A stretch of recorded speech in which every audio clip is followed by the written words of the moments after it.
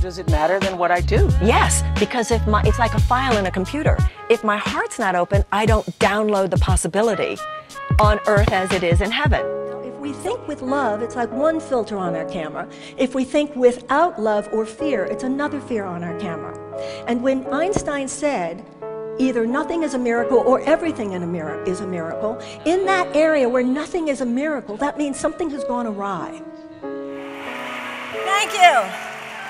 What an extraordinary opportunity to have a world parliament of religions.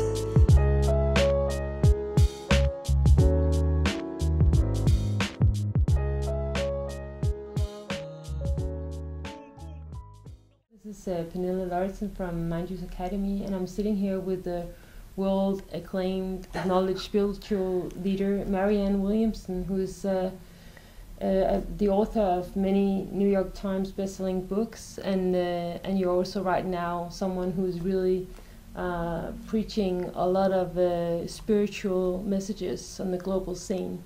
So my question to you is, I'm just going to go straight to the case and ask you, in the midst of this bombing in Paris and yes, several places in the world, what is it that the world needs right now, in your opinion? Well, I think many people are saying, what does the world need to do? And I think before we can know what to do, we have to know what it is we need to understand. Mm-hmm. I think that the law of cause and effect applies to groups of people and nations and civilizations as much as it applies to individuals. Now, I'm not saying that the West is responsible for all of this craziness, because I don't believe that we are. But there have been certain actions, certainly on the part of my own country, the invasion of Iraq is an example, that, as we know, exploded this hornet's nest. So I realize I'm not speaking to an American, but as an American, I think that a large part of what needs to happen is an understanding in my country, certainly, and a real heartfelt atonement, because I believe that spiritual principles apply to politics as much as to anything else. I think when you get things right with your heart and your behavior and what your own mistakes were, then I think that the universe shifts. I don't think just metaphorically, I think literally. So just if I can, so what do you mean by the cause and effect, like applies to the world and to Well, I believe that we should see, all of us in the Western nations, should view large groups of desperate people as a national security risk. In terms of the United States, I think that this has to do with a lot of our foreign policy. In Europe, I believe, this is relevant in terms of your immigration policies. If you are going to allow people to immigrate, then I think part of the lesson here is that you must also allocate resources to help those people integrate economically and socially. And I also believe that there are habits of the heart that must accompany massive immigration, because without that, people might have opened their borders, but they haven't opened their hearts, they haven't opened their minds. And it's easy to say, well, they should be lucky they're here, they should be thankful that they're here. But how do you say that to an 8-year-old? You know, one of the things that makes the political paradigm that now dominates Western civilization so inadequate to the times in which we live is that it doesn't take into account psychological and emotional factors. It doesn't take into account that real human beings are living through these things. Why do you think that is? Well, because it's an old mechanistic model of rationalistic thought that's old Newtonian physics. But all of that is obsolete now. We're living in a new era, or at least a new era is trying to be born here. Certainly the old era is proving, and the problem-solving modalities of the old era are proving inadequate to the times in which we live. So what defines the old era? Just because a lot of people watching here, they might not know what the old era is. The old era is treating people like machines. and treating the external world like machines. So I think that when it comes to healing, one of the things that we've seen with our bodies is that we have moved, our mainstream perspective on medicine has moved from an allopathic model to an integrative or holistic model. An allopathic medical model means you just wait till you get sick. You don't deal with cause, you don't deal with prevention, you don't deal with taking care of yourself, you just wait till you get sick and then do what you can with external measures to eradicate and suppress the symptoms.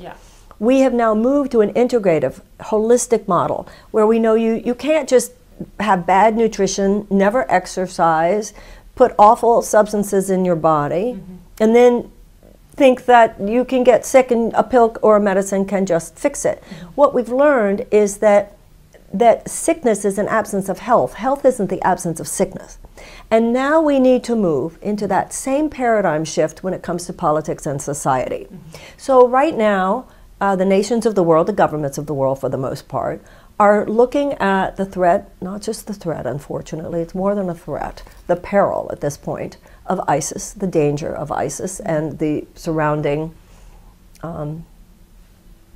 factors, not just ISIS, and treating those problems from a very allopathic perspective, which in this case would be military. So that paradigm looks to military, the way the old paradigm in medicine looks to, let's say, pharmaceuticals. They have a place, by the way. I'm not saying, you know, the new model, the holistic model is body, mind, and spirit. I'm not saying that military action does not have a place here. I'm thinking that actually probably it does. I think any rational person, any reasonable person is considering the fact that it's a very legitimate question. But there are also psychological factors, and there are spiritual factors, and there are emotional factors. And I think when we look at the situation that way, first of all, it leads us to have a much deeper understanding how we got into this mess, the part that the West did play. How can we understand that? What kind of questions could I ask to understand how did we get into this mess? Well, once again, as an American, it has to do in large part with the invasion of Iraq. So that may or may not be relevant. But I hear a lot of people here saying like, oh, you know, like blaming people, blaming each other. Well, you have two places where this is a problem. What you have is a problem in terms of ISIL and ISIS there and ISIS here. One of those is primarily American, one of those is primarily European. ISIS there, I think, is primarily an American issue that has to do with the invasion of Iraq, quite honestly. The issue of here has to do with the homegrown terrorism, the fact that so many people who have come to the Western countries have themselves, even as citizens of the Western countries now, become enrolled in this ideology. And that has to do with what I said before, realizing that if you're going to, it's not enough to just open your borders. You need to open your hearts, you need to open your economy, you need to, there need to be social and economic policies and resources allocated. Now that's one thing that America does have. We have a racism problem. It's not like we don't have a racism problem. But ours has to do primarily with African Americans who were slaves in my country. We still have not healed this wound. And more now with Mexican immigrants, and this problem is being exacerbated by one presidential candidate named Donald Trump.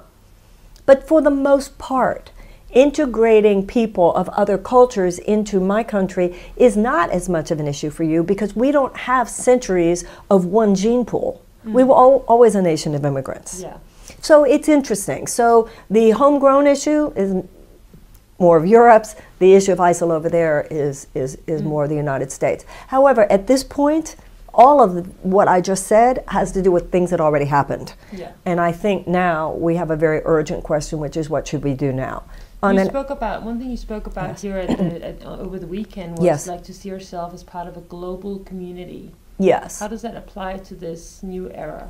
Well, first of all, it applies to the dangers themselves. We are all interdependent in ways we never used to be. Once again, good news and bad news. You look at something like the internet. We can talk about the good things about the internet, how it's connected us, but also the internet is the main recruitment tool for ISIS. and so forth. So technology is inherently neutral. It's neither good nor bad. It has to do with the purposes ascribed to it. But it is an example of the fact that we are all in this together as never before. Yeah. And I think when we look at the threat of ISIL, we are realizing that. Europe, the United States, this is all one, you know, you attack, we all realize that the attack on Paris was an attack on Western civilization. It wasn't, you know, and so forth. But I think from a spiritual perspective, all of that still does have to do with the allopathic things, and I think that those who, I used to always say in AIDS support groups, I'm not your physician, I'm a metaphysician. Your physician knows about your disease. And the physician, at this point, could be likened to your traditional politicians, governmental leaders, and military. And I have no doubt but that they're working very hard right now. And I can only hope and pray that the most conscious among them are making the primary leadership decisions. In terms of the spiritual, there's some very serious powers that we can use. The only thing more powerful than hate gone viral, which is what that radical Islamic ideology is, it is hatred turned into a political force and gone viral. Well, as Gandhi said, we can turn love into a political and a social force. That is not just soft talk, that's hard talk. But and how is love hard talk? Well, what I mean by that is there are many people, certainly in my country, who if you had said 20 years ago, we need to love the children, would have said, oh, that's just soft, fuzzy brain thinking. Yeah. The truth, what we realize now, though, is that if you do not love a child, by the time that child is 14, at the oldest, that child, if that child is desperate, if that child feels they have no hope, if that child has had no education, that child is becoming an adult very, very vulnerable to ideological capture by genuinely psychotic forces, whether it's in a corner of our cities or in a corner of the world. And that will come home to roost. That is why not only economic opportunities for women, but also educational opportunities for children is the primary peace-building measure. So in this sense, what we're experiencing now in many ways is, in effect, the cause of which our neglect. And our neglect had to do with the fact that we have allowed over the last few decades short-term economic gain for huge multinational forces to play a greater part in our governmental functioning than humanitarian concerns for the people of the world. Now, once again, I can't speak about Denmark. Yeah. I can only speak about the policies in my own country. There was one thing you said here over the weekend, that you were talking about terrorism and about courage. Yes. And you said that you could call them many things, but not necessarily cowards. Well, I think clearly these terrorists have conviction. And conviction is force. And the problem is not that there are more people who hate than who love. The issue is that those who hate with greater conviction and commitment to their goals than is now displayed by those of us who love. And that is what needs to happen now.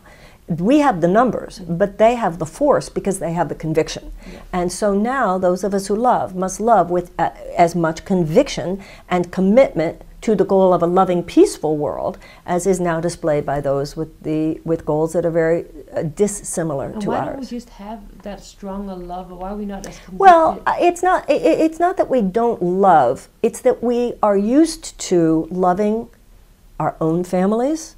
We're used to loving our own children. We're used to loving our own tribe. We're used to loving those who we like.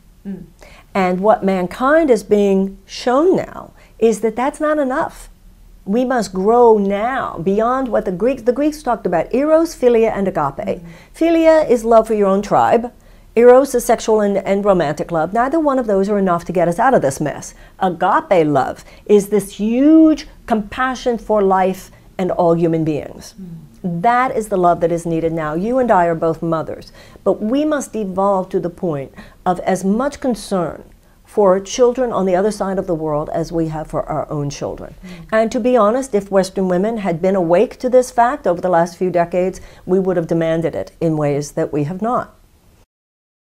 First thing in the morning, if you go right to the news of the world, you are giving the power of your mind over to fear-based consciousness, and then you are unable then to be a transformer of that fear, because you are yourself are so at the effect of it. Yeah. And modernity is it's like a barrage. We're all being assaulted all the time by this meaninglessness that is the modern world.